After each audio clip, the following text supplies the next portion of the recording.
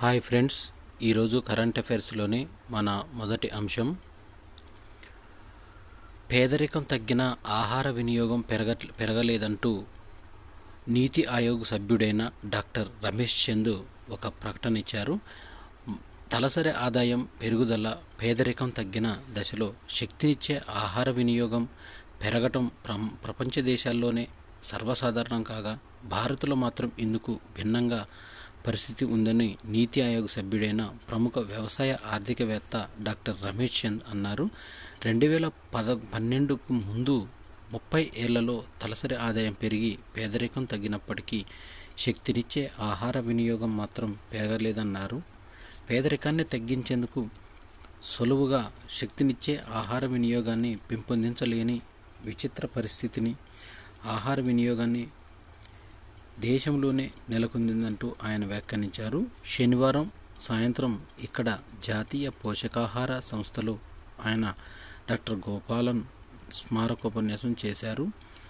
1980 నుంచి 2012 నాటికి భారత్లో పౌష్టికాహార లోపంతో బాధపడుతున్న వారి శాతం 38 నుంచి 16% తగ్గిందని ఐక్యరాజ్యసమితికి చెందిన ఆహార వ్యవసాయ సంస్థ ఫుడ్ అండ్ అగ్రికల్చర్ ఆర్గనైజేషన్ చెబుతుంది.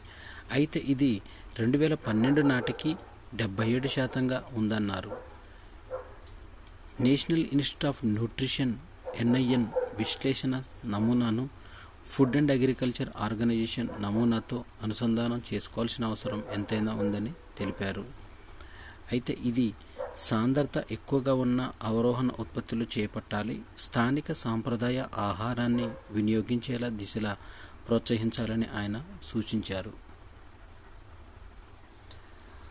Gaganyaan test vehicle demo 1 mission భారతదేశంలో త్వరలో చేపట్టనున్న మానవ సహిత అంతరిక్ష యాత్ర. దీని పేరు గగన్యాన్.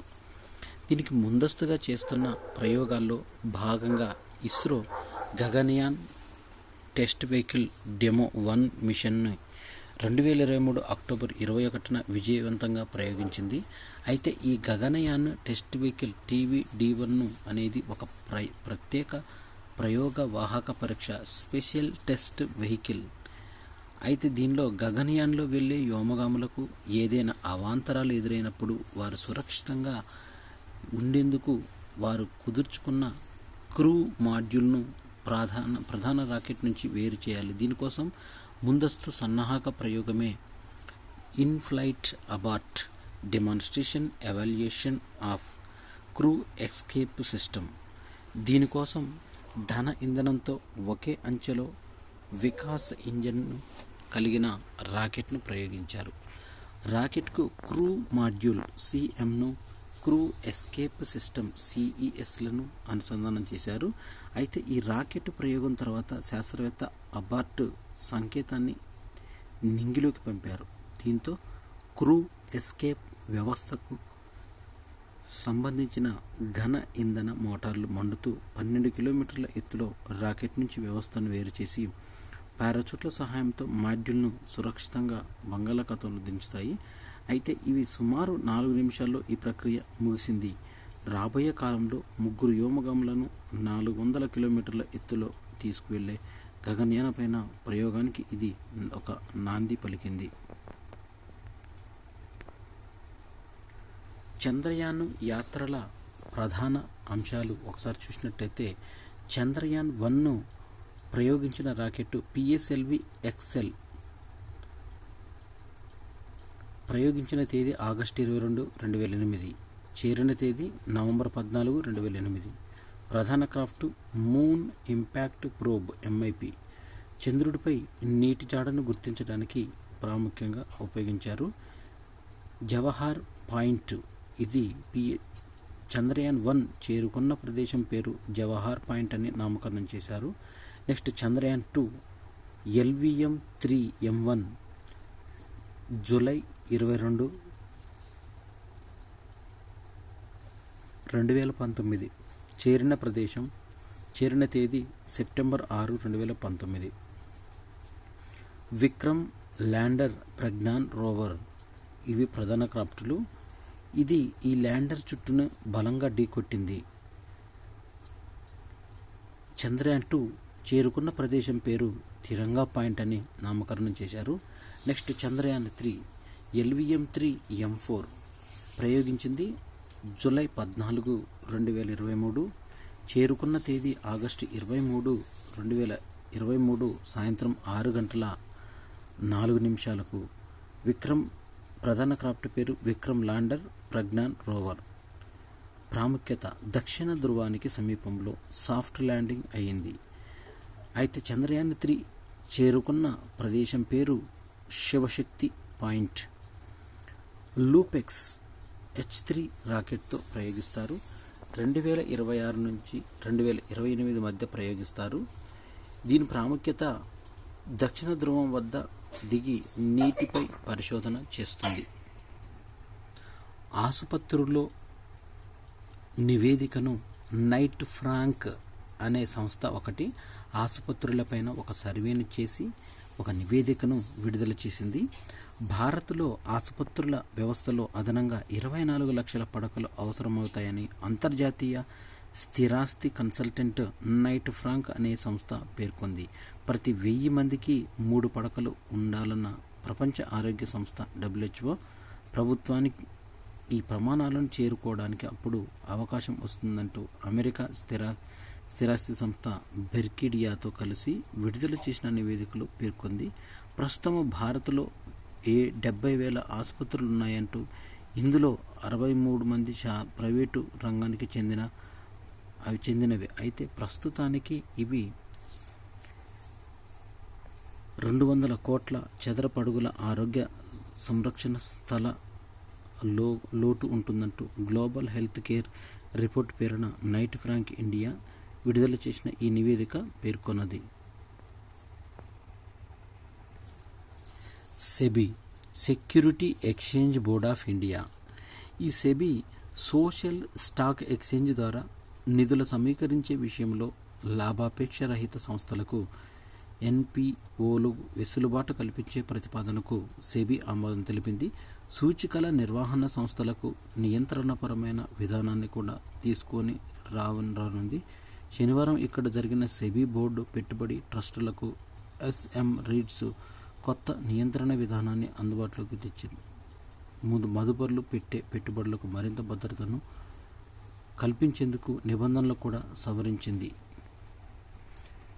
దేశీయ విమానయాన ప్రయాణికుల రద్దీ సరికొత్తగా గరిష్టాలకు చేరుకుతుంది.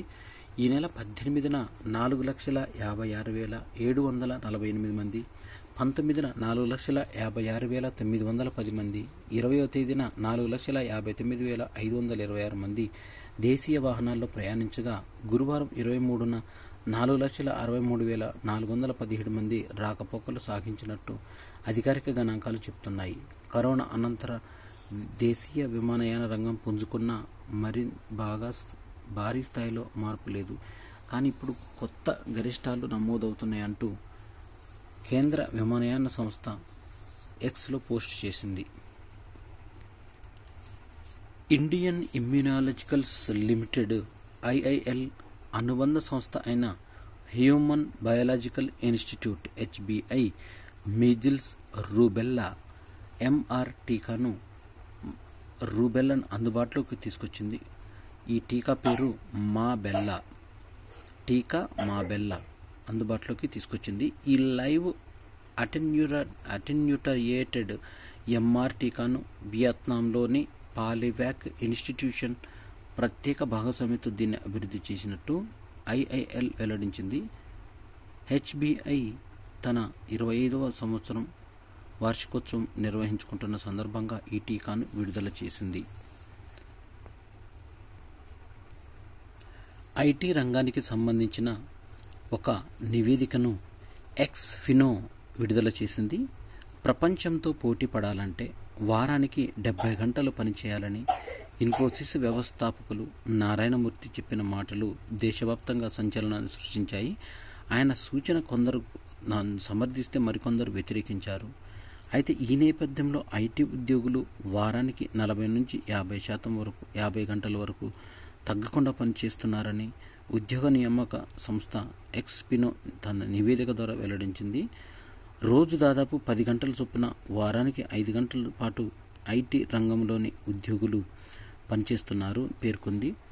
అలాంటి పరిస్థితుల్లో వారానికి ఇచ్చిన లక్ష్యాలను సమయానికి పూర్తి చేసే క్రమంలో కొందరకు 50 గంటలు అయినా అంతకు మించి కూడా పనిచేస్తున్నారంటూ తమ నివేదికలో తెలిపింది. ఇరాన్ రాజధాని టెహ్రాన్ పశ్చిమ ప్రాంతంలో మంచు తుఫాను కారణంగా 5 పర్వతారోహకులు మరణించగా 4 గాయపడ్డారు. అయితే ఇది టెహ్రాన్కు నైరుతి దిశలో ఉన్న షాన్ బొరాన్ శిఖరం నుంచి 5 మృతదేహాలను సహాయక బృందాలు స్వాధీనం చేసుకున్నాయి. గాయపడిన 4 ఆసుపత్రికి తరలించారు. ఓ ప్రమాదం గురించి స్థానిక అధికారులు హెచ్చరిస్తున్నా కానీ పట్టించుకోకుండా 9 మంది పర్వతారోహకులు ఎక్కడం మొదలుపెట్టారు. ప్రమాదంలో చిక్కుకున్నవారు అంటూ స్థానిక మీడియా వెల్లడించింది. దృష్టిలోపం, కాలు లేదా చెయ్యి తొలగింపు, పక్షవాతం బారిన పడినటువంటి సందర్భాల్లో నష్టాన్ని భర్తీ చేసుకోవటానికి మెదడు రీవైరింగ్ చేసుకుంటుందన్న భావన తప్పని శాస్త్రవేత్తలు తేల్చారు. మన బుర్రకు ఆ సామర్థ్యం లేదని, తాను పునర్వ్యవస్థీకరించుకుంటుందని, మారిన పరిస్థితులకు అనుగుణంగా కొత్త విధులు నిర్వర్తించేందుకు భాగాల లోతైన తీరును మార్చుకుంటుందంటే అభిప్రాయం ఇప్పటివరకు ఉంది. సైన్స్ పాఠ్యపుస్తకాల్లో కూడా ఇలానే రాశారు. అయితే కంటి చూపు లేని ఒక వ్యక్తికి అద్భుత సామర్థ్యాలు ఉన్నాయి. పక్షవాతం బారిన పడ్డ వ్యక్తి అనూహ్యంగా కాళ్ళు చేతులు కదిలించగలుగుతున్నాడు.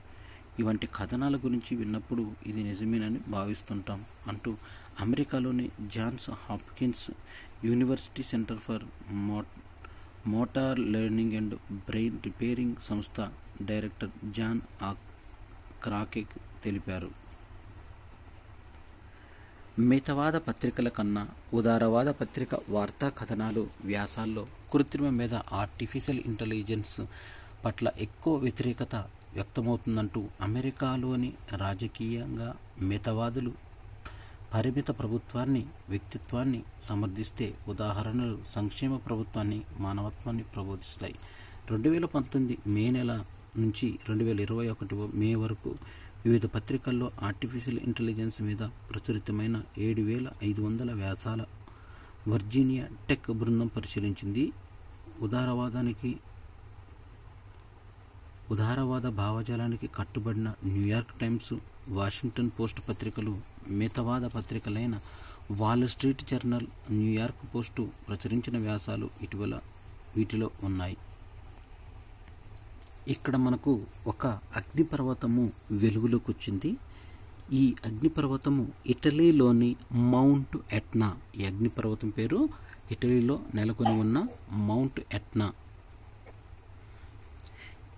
ఇది ఐరోపాలోనే అత్యంత క్రియాశీలకమైన అగ్నిపర్వతం మౌంట్ ఎట్నా. ఇది శనివారం నాడు విస్ఫోటనం చెంది చుట్టుపక్కల దుమ్ము ధూళి కణాలను వ్యాపింపజేసి చాలామందికి సమస్యాత్మకంగా మారింది. అయితే కొండవాలుల్లో జనావాసాలపైన ప్రస్తుతం పెరుగుతున్న బూడిద పెరుగుతుంది. చుట్టూ మంచుతో శ్వేతవర్ణ రూపు సంతరించుకున్న ప్రాంతంలో అగ్ని పర్వతం లావా ఎగజిమ్ముతుండటంతో అక్కడ ఇలా సరికొత్త దృశ్యం అనేది ఆవిష్కృతమైంది. సూర్యుడిపైకి అధ్యయనం చేసేందుకు ప్రయోగించిన ఆదిత్య L1 తన ప్రయాణంలో చివరి దశకు చేరుకుంటుందంటూ భారత అంతరిక్ష పరిశోధన సంస్థ ఇస్రో చైర్మన్ ఎస్ సోమనాథన్ తెలిపారు. ఈ ఉపగ్రహాన్ని లగ్రాంజ్ పాయింట్ 1 L1లో ప్రవేశించేందుకు నిర్వహించాల్సిన విన్యాసాలు వచ్చే ఏడాది జనవరి 7 నాటికి పూర్తవుతాయి.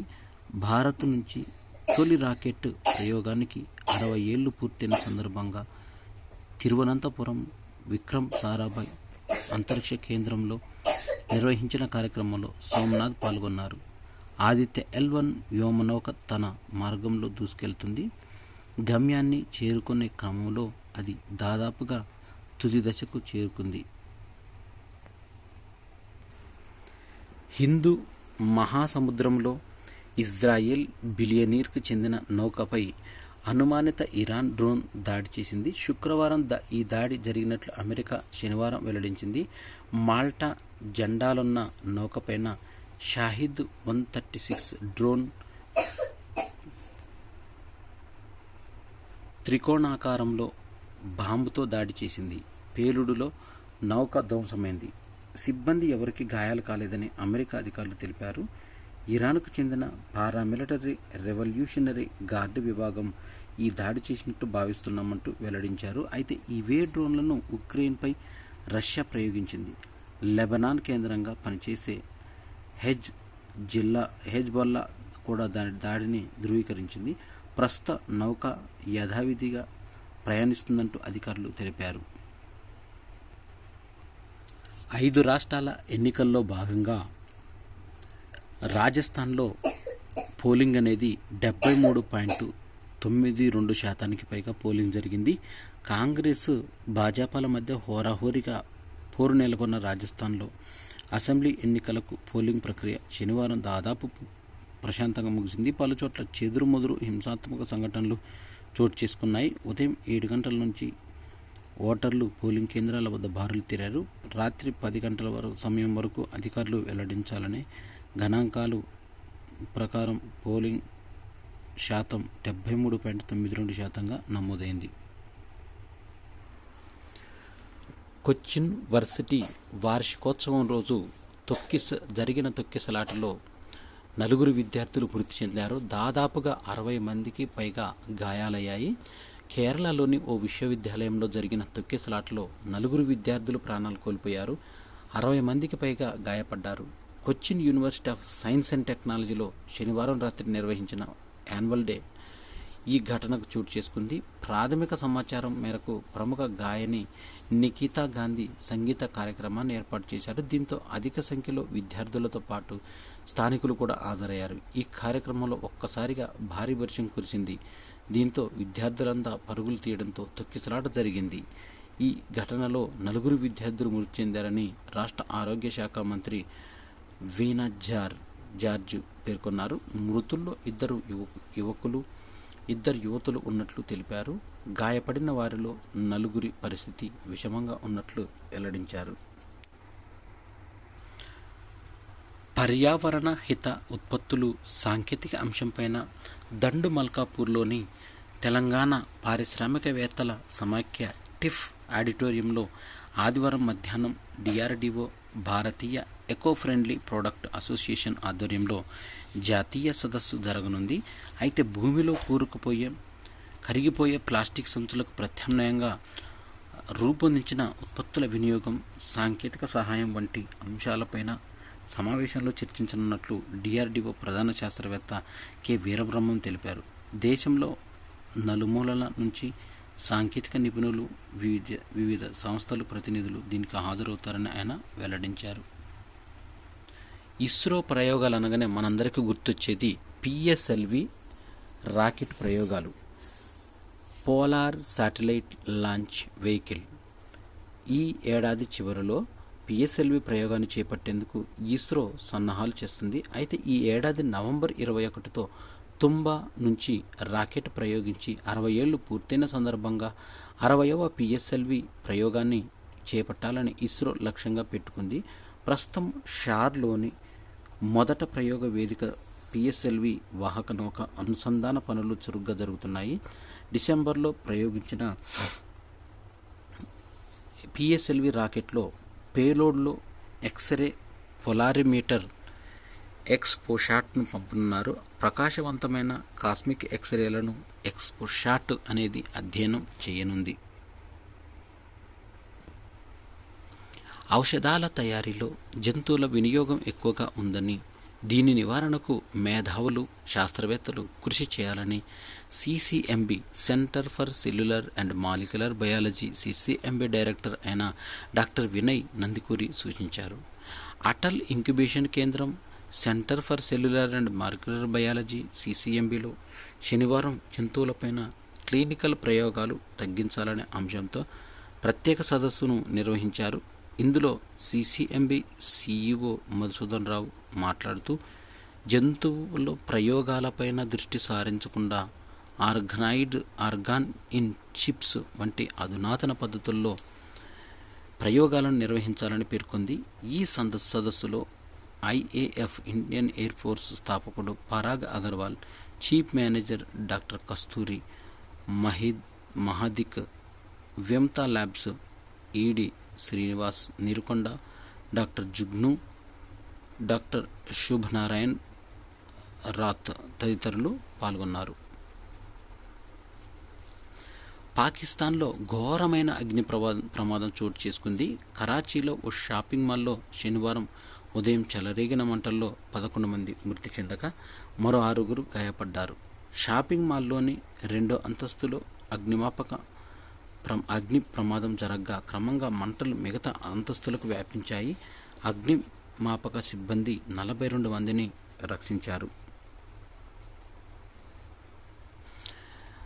5 రాష్ట్రాల ఎన్నికల్లో భాగంగా నవంబర్ 30న తెలంగాణలో ఓట్లు జరుగుతున్న వేళ తెలంగాణ ఎన్నికల ప్రధాన అధికారి ఒక ప్రభుత్వం తరపున ఒక నోటిఫికేషన్ను, ఒక యాడ్ను రిలీజ్ చేశారు. దీనికి సినీ యాక్టర్ ప్రియదర్శి బ్రాండ్ అంబాసిడర్గా ఉన్నారు. తెలంగాణ శాసనసభ ఎన్నికలు నవంబర్ 30, 2023న మీ పోలింగ్ కేంద్రాల వివరాలు తెలుసా అంటూ క్యూఆర్ కోడ్లను ఇచ్చారు. ఇక్కడ CEO telengaana.nic.inలో ఓటర్ సహాయ మిత్ర అనే చాట్బాట్ ద్వారా తెలుసుకోవచ్చు. పోలింగ్ కేంద్రాల యొక్క గుర్తింపు పత్రాలు అనేవి ఓటర్ గుర్తింపు card, Aadhaar card, REGA job card కానీ, పాస్బుక్ కానీ, హెల్త్ ఇన్సూరెన్స్ కార్డు కానీ, డ్రైవింగ్ లైసెన్స్ కానీ, పాన్ కార్డు కానీ, స్మార్ట్ కార్డు కానీ, పాస్పోర్టు, ఫోటో కలిగిన పెన్షన్ డాక్యుమెంట్ కానీ, సర్వీస్ ఐడి కార్డు కానీ, అధికారిక గుర్తింపు కార్డులు ఏవైనా కానీ, యూనిక్ డిజబిలిటీ ఐడి, ఇవన్నీ కూడా వీటిలో ఏదన్నా ఒక పత్రాన్ని తీసుకొని పోవచ్చు అంటూ గుర్తింపు పత్రాలకు సంబంధించిన ఒకటి రిలీజ్ చేసింది. ఓటరు సమాచార స్లిప్ మరియు ఎపిక్ పోలింగ్ స్టేషన్లో గుర్తింపు ప్రూఫ్గా ఉపయోగించబడదు, కానీ అవి మార్గదర్శకత్వంలో కోసం మాత్రమే. పోలింగ్ బూత్లోకి సెల్ ఫోన్లు, ఎలక్ట్రానిక్ పరికరాలను అనుమతించబోమని, ఇంకా ఏవైనా సందేహాలుంటే 1950కి తెలంగాణ ఎన్నికల కమిషన్కు సంబంధించిన టోల్ ఫ్రీ నంబర్ 1950కి ఫోన్ చేసి సమాచారాన్ని పొందవచ్చు అంటూ తెలంగాణ ఎన్నికల ప్రధాన అధికారి అయిన వికాసరాజు ఈ నోటిఫికేషన్ను విడుదల చేశారు. ఈ యాడ్ను లోక్పాల్పై ఇచ్చిన సమాచారం ఆధారంగా తృణమూల్ కాంగ్రెస్ ఎంపీ మహువా మొయిత్రా పైన ప్రాథమిక విచారణ వివరాలను సిబిఐ నమోదు చేసింది. పార్లమెంట్లో ప్రశ్నలు అడిగేందుకు మొయిత్రా ముడుపులు తీసుకున్నారంటూ ఆరోపిస్తూ భాజపా ఎంపీ లోక్పాల్కు ఫిర్యాదు చేశారు. కొన్ని వివరాలను అందజేశారు. ఈ విషయాలపైన లోక్పాల్ సిబిఐకి పంపింది. అయితే దీనిపై అటు లోక్పాల్ కానీ ఇటు సిబిఐ కానీ అధికారికంగా స్పందించలేదు. ప్రాథమిక వివరాలను పరిశీలించాక పూర్తి స్థాయి ఆధారాలుంటే అప్పుడు దర్యాప్తునకు సిబిఐ ఉపక్రమిస్తుందంటూ పిఈని ఎఫ్ఐఆర్గా మారుస్తుంది.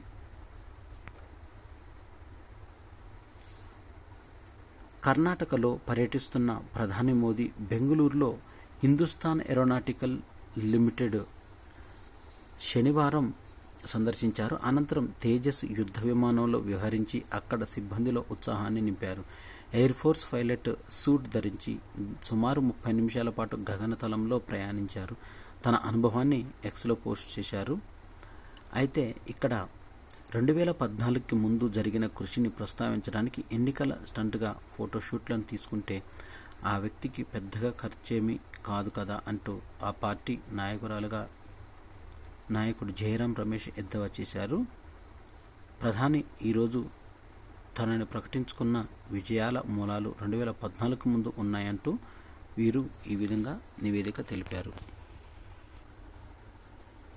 T20 కప్లో ఇండియా వర్సెస్ ఆస్ట్రేలియా రెండో మ్యాచ్ నేడు ఆసీస్తో తలపడనున్న భారత్ మ్యాచ్కి ఒకవేళ స్టార్ట్ అయితే వర్షం ముప్పు ఏమైనా ఉంటుందా అంటూ వీరు ఆవేదన వ్యక్తం చేస్తున్నారు. అయితే ఆస్ట్రేలియాలోని T20 సిరీస్లో భారత్ జతపడుతుంది. ద్వితీయ శ్రేణి జట్టుతో అని చెప్పారు. ఆస్ట్రేలియా కూడా కొందరు కీలక ఆటగాళ్లు లేకుండానే బరిలోకి దిగినప్పటికీ స్టీవ్ స్మిత్, సాయిన్ ఇంగ్లీష్, సీన్ అబుల్ మొదలైన వారు పాల్గొంటున్నారు ఈ మ్యాచ్లో. తన్మయ్ అగర్వాల్ 108 బంతుల్లో 112 స్కోర్ చేశారు. 12 ఫోర్లు, 2 సిక్స్లు సెంచరీ సాధించడంతో విజయ్ హజారే ట్రోఫీలో హైదరాబాద్ వరుసగా రెండో విజయం సాధించింది. శనివారం గ్రూప్ బి మ్యాచ్లో 17 పరుగుల తేడాతో జార్ఖండ్కు ఓడించింది. కార్ల రేసింగ్ అనగానే మనకు గుర్తొచ్చేది రెడ్ బుల్ డ్రైవర్ అయిన వెర్స్టాపెన్. ఎందుకంటే ఇతను పార్టిసిపేట్ చేసిన ప్రతి ఒక్క ఈవెంట్ కూడా అద్భుతమైన విజయాలు అందుకున్నాడు. ఈ సీజన్లో కూడా అద్భుత ఫామ్లో ఉన్న మాక్స్ వెర్స్టాపెన్ అబుదాబి గ్రాండ్ ప్రీలో పోల్ పొజిషన్ సాధించాడు. శనివారం క్వాలిఫైయింగ్ రేసును ఈ రెడ్ బుల్ డ్రైవర్ 1 నిమిషము 23.44 సెకండ్లో పూర్తి చేసి అగ్రస్థానంలో నిలిచాడు. ఈ సీజన్ మరో విజయం ముగించాలనే పట్టుదలతో ఉన్న వెర్స్టాపెన్ ఆదివారం తుది రేసులో ఫేవరెట్గా బరిలోకి దిగుతున్నారు. ఈ ఏడాది 18 రేసుల్లో నెగ్గిన వెర్స్టాపెన్ ఇది 12వ pole position. Abu Dhabi grand prix క్వాలిఫైయింగ్లో లిబ్కెర్క్ ఫెరారీ 1 నిమిషం 23.584 సెకండ్స్, ఆస్కార్ ప్రియాస్టీ మెక్లారెన్ 1 నిమిషం 23.782 2-3 స్థానాలు దక్కించుకున్నారు. అండర్ 19 ఆసియా కప్తో పోటీ పడే భారత జట్టు ఈ జట్టులోకి హైదరాబాద్ ఆటగాళ్లైన అవనీష్ రావు, వికెట్ కీపర్ మురుగన్ అభిషేక్లకు చోటు దక్కించుకున్నారు. ఈ జట్టుకు పంజాబ్ కుర్రాడు ఉదయ్ సహారన్ కెప్టెన్గా ఎంపికయ్యారు. 15 మంది ఆటగాళ్లతో పాటు మరో 3 స్టాండ్ బై, 4 రిజర్వ్ ప్లేయర్గా బీసీసీఐ శనివారం క్రికెట్ కమిటీలో ప్రకటించింది. అయితే వచ్చే నెల 8న ఆరంభం కానున్న ఈ టోర్నీలో డిఫెండింగ్ ఛాంపియన్గా భారత్ బరిలో దిగుతుంది. అత్యధికంగా భారతే ఈ ఆసియా కప్ను 8 సార్లు గెలిచింది. 8 జట్లు పోటీ పడుతున్న ఈ టోర్నీలో ఆఫ్ఘనిస్తాన్, పాకిస్తాన్, నేపాల్తో కలిసిన భారత్ గ్రూప్ 1లో ఉంది. గ్రూప్ 2లో బంగ్లాదేశ్, యుఏఈ, శ్రీలంక, జపాన్ అనేవి ఉన్నాయి.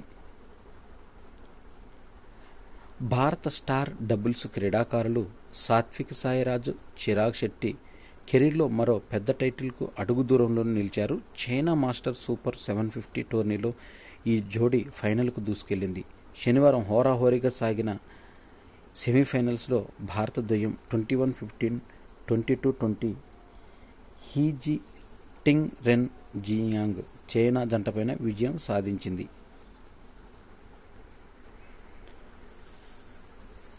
International table tennis federation ITF మహిళల ప్రపంచ టెన్నిస్ టోర్నీలో తెలంగాణ అమ్మాయి శ్రీవల్లి రష్మిక దూసుకెళ్తుంది. అద్భుతమైన ప్రదర్శనలతో టైటిల్కు అడుగు దూరంలో నిలిచింది. జాతీయ ఛాంపియన్ శ్రీవల్లి శనివారం సింగిల్స్ సెమీస్లో 6-2, 6-1 తేడాతో రెండో సీడు లావ్లానా తరారుది థాయిలాండ్కు కంగు తినిపించింది. ఇవి నవంబర్ 26 సంబంధించిన కరెంట్ అఫైర్స్. నవంబర్ 26 ప్రత్యేకత అనేది భారత రాజ్యాంగ దినోత్సవంగా ప్రతి సంవత్సరం జరుపుకుంటాము. ఇవి నవంబర్ 26కు 2023కు సంబంధించిన కరెంట్ అఫైర్స్. ఈ వీడియో నచ్చినట్టయితే లైక్ చేయండి. కాంపిటేటివ్ ఎగ్జామ్స్ ప్రిపేర్ అయ్యే అభ్యర్థులకు షేర్ చేయండి. నా ఛానల్ సబ్స్క్రైబ్ చేసుకోవడం ద్వారా నేను చేసే వీడియోస్ అన్నీ మీకు నోటిఫికేషన్ రూపంలో వెలువడతాయి. Thanks for watching.